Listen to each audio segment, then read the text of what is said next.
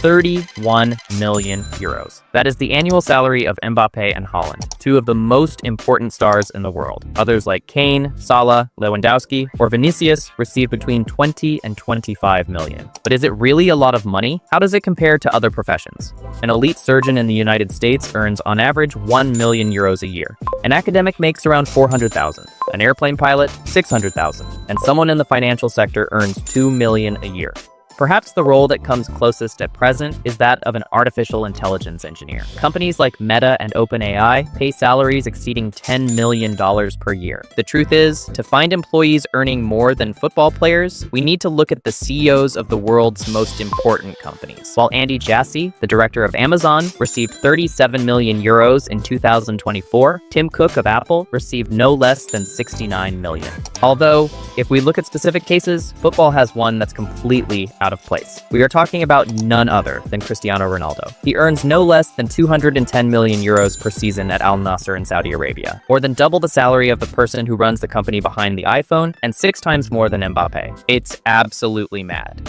However, the interesting thing is that all the numbers we saw regarding the players only refer to the base salary.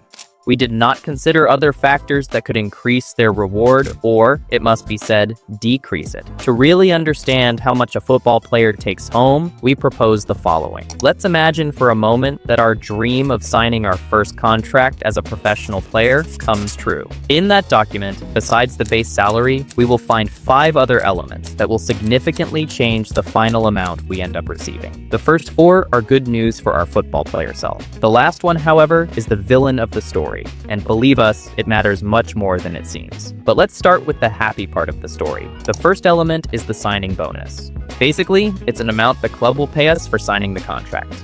Yes, you heard right, just for making a doodle on a paper. The institution's intention is none other than to tempt the player. While there's often much mention of this bonus when they change teams, the reality is that it can also be present during a renewal. One of those who has benefited the most from it is Kylian Mbappé. In 2022, PSG had to shell out 130 million to renew with them. Again, not counting salary or anything else, just for the commitment. 2 years later, when he signed for Real Madrid, the Whites had to guarantee him 125 million through this route. To see how absurd these numbers are in the economy, the company Meta reportedly offered $100 million bonuses to OpenAI employees to switch companies, and no one could believe it. In a big football club, that's just an ordinary transfer market. Following the path of our first professional contract, the next point to consider is the loyalty bonus. As the name suggests, it's money paid for being loyal to the club. In practice, it means honoring the contract until the end.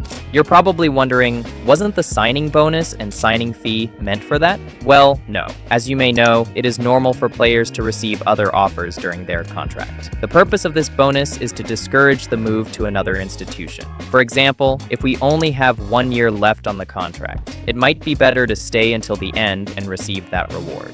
Mbappé once again played his cards perfectly in this regard. In 2024, thanks to honoring his contract with PSG until the end, he would have earned between 60 and 80 million euros. An interesting point, if you think about it, is that the signing bonus and the loyalty bonus compete with each other.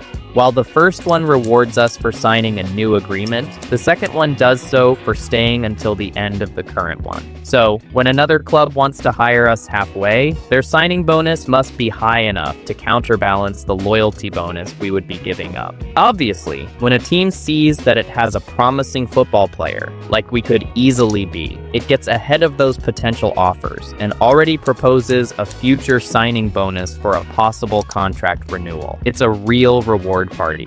Well, up to this point, if we get a decent agent and negotiate in our favor, we will have already secured a good amount of money. A portion for the base salary, another amount for signing the agreement, and one more for staying until the end. The most striking thing is that until now, we haven't even entered the playing field. We could easily be terrible and have deceived the organization. That's why clubs tend to tie part of the compensation to performance. This is what's known as performance bonuses and represents the third aspect of the contract. For instance, if we're forwards or midfielders, we can be rewarded for goals and assists. Mohamed Salah signed a bonus of £2.5 million if in one season he reached 35 by adding goals and assists. Cristiano Ronaldo, in addition to the unusual figure we saw at the beginning, received €94,000 for each goal and $47,000 for each assist. It's absolutely mad. Returning to performance bonuses, if our focus is more on defense, don't worry. We will also have rewards. Van Dijk at Liverpool could earn up to £750,000 for keeping 22 clean sheets. And if we're talking about not conceding goals, we have to talk about goalkeepers. According to various sources, Gianluigi Donnarumma agreed on bonuses with Manchester City of up to £3 million for, among other things, keeping a clean sheet. In other cases, you don't even need to score or achieve undefeated streaks. Just adding minutes is enough. And believe us, those rewards can change a player's life. That was the case with Kieran Richardson in the year 2002. He was an 18-year-old who was at Manchester United but did not yet have a professional contract. This meant his salary was barely £180 per week. Even so, Alex Ferguson called him up for the substitute bench in a Champions League match. There, with the score already decided, he sent him in. The footballer remembers that seconds before the match ended, the coach said, "Kieran, get on the field right now. No warm-up. Referee, do it now. Let him in." The reason for all this was that Ferguson knew the boy didn't have a professional contract, and the bonus he would receive if he participated in the match. That month, instead of £180, £12,000 were deposited to him. Finally, bonuses can also be collective. Real Madrid, for example, would have agreed to pay €1 million to each player if they were crowned in the 2025 Club World Cup. Sometimes, prizes go beyond money. In 2016, the executives of Leicester City promised a BMW i8, a sports car valued at €135,000, to each footballer if they won the Premier League. And believe it or not, when journalists asked then-manager Claudio Ranieri if he would at least get a used car, he replied, "Some gifts are only for them, none for me. I want to talk to the owner." This is how, depending on the position we play, the club will offer us various bonuses and prizes that will only increase the final amount received.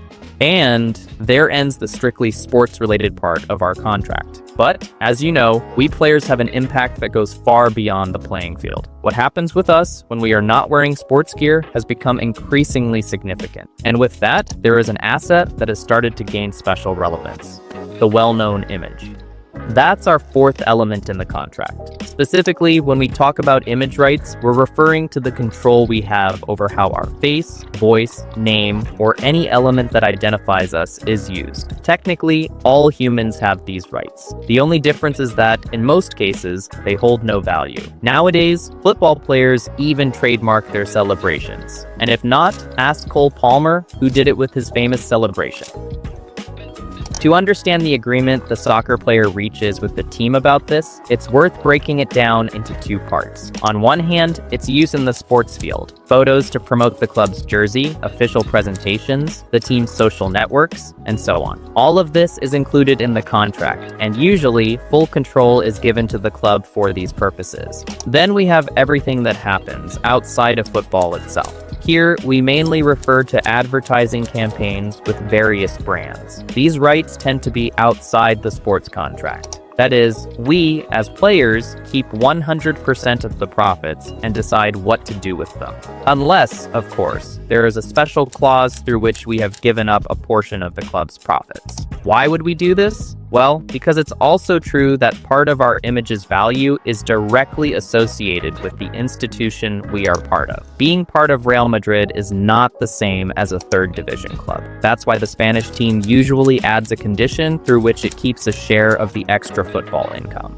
David Beckham was the first iconic case of this, and the percentage taken by the institution was 50%, a standard for several who would come after. Currently, the figure depends on who it is. Mbappé, for example, would only give 20% to the club, since he had an established personal brand before arriving there. This is how we analyze all the ways we can generate income as a professional player. A base salary, bonuses both for signing and for staying until the end, performance-related bonuses bonuses, and exploiting our image in various ways. Thanks to all of that, a huge gap can be created between the initial figure and the final amount. In the case of Mbappé, for example, those 31 million annually could become as much as 85 million, depending on the results. It's absolutely mad. However, if we were lucky enough for Kylian to show us his bank account at the end of the season, the reality is that we wouldn't find that number. First of all, because signing the contract is one thing, and actually receiving the funds is quite another. Payment deadlines can be considerably different from when income is recorded. Messi, for instance, had outstanding accounts with Barcelona until the year 2025, 4 years after leaving the institution. The second reason why the figure will be drastically different is related to the character we have been avoiding from the start: taxes. That is the fifth major element in our contract. It is a crucial point, not only because it will affect the amount we end up receiving, but also because it can determine which club we end up playing for. It's clear that there's no topic more boring than taxes, but trust us, it's worth looking into. In football, just like in any other field, athletes must give the government a percentage of their earnings. If we look at the major European leagues, we find that players usually allocate no less than between 45 and 50% to this category.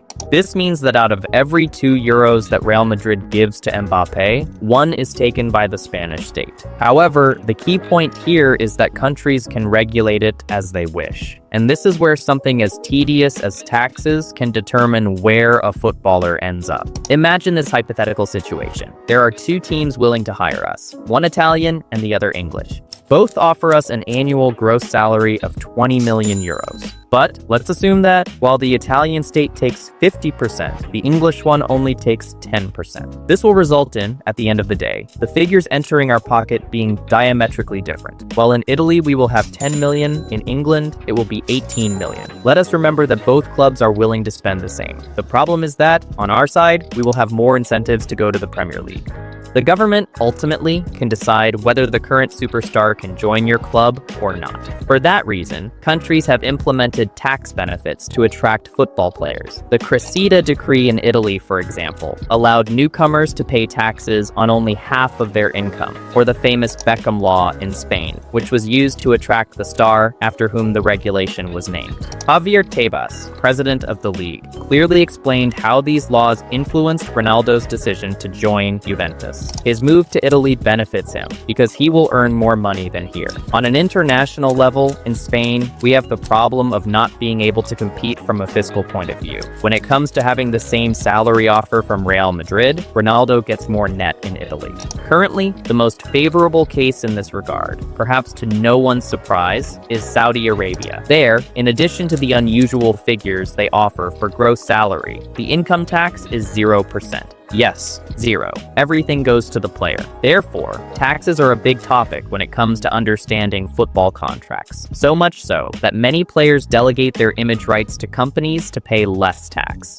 Some of them, it must be said, are pushing the legal boundaries with this. If you want us to cover it in another video, let us know in the comments. Now that we've taken this journey dreaming of becoming a professional player, I suggest we come back to reality and see how it all looks in a specific case. Don't worry, we won't use Tevez with Manchester City. Let's take what was one of the most lucrative contracts in the sports industry, Lionel Messi's latest renewal with football club Barcelona. As revealed by the newspaper El Mundo, the Argentine's agreement started with a base gross salary of 72.25 million euros per year. That, multiplied by the 4 seasons, would be 289 million. From there, they began to play the other paths we learned throughout the video. First, the Argentine enjoyed a signing bonus of 115 million euros. Secondly, there was also a loyalty bonus, which amounted to 77.9 million, one that, as we know, was achieved. The third element we mentioned on a theoretical level was the performance bonuses. In this sense, Messi had several operating at the same time. Here are the most important ones. 1.9 million if he played 60% of the matches in the season. Another 1.9 million if the team qualified for the Champions League. 4.2 million if they won the Champions League. 2.8 million if they lifted the local league trophy. And 696,000 if he won the Best FIFA award. All these games meant that, with a perfect season, the star could earn an additional 11.5 million. Taking all this into account, salary, bonuses, and incentives, the Argentines' 4 seasons in Barcelona meant a potential 555 million euros gross. Absolutely mad. However, as you know from what we just talked about, that's not the amount Lionel took home. Taxes still need to be deducted. At this point, given the number of details to consider, calculating it manually would require another entire video. The result is that if those 555 had been collected, some 275 million euros would have ended up with the state. We're talking about practically 50%. Still, the deal meant close to 70 million net per season. That represents 5.8 million per month, 194,000 per day, and more than 8,000 euros per hour. I don't need to say it. Seeing these figures, there is no doubt. Being a footballer is one of the best paid professions in the world. And most importantly, nothing indicates that it will change in the near future. Don't forget to subscribe, and any comments you want to make, we will read them. See you next time.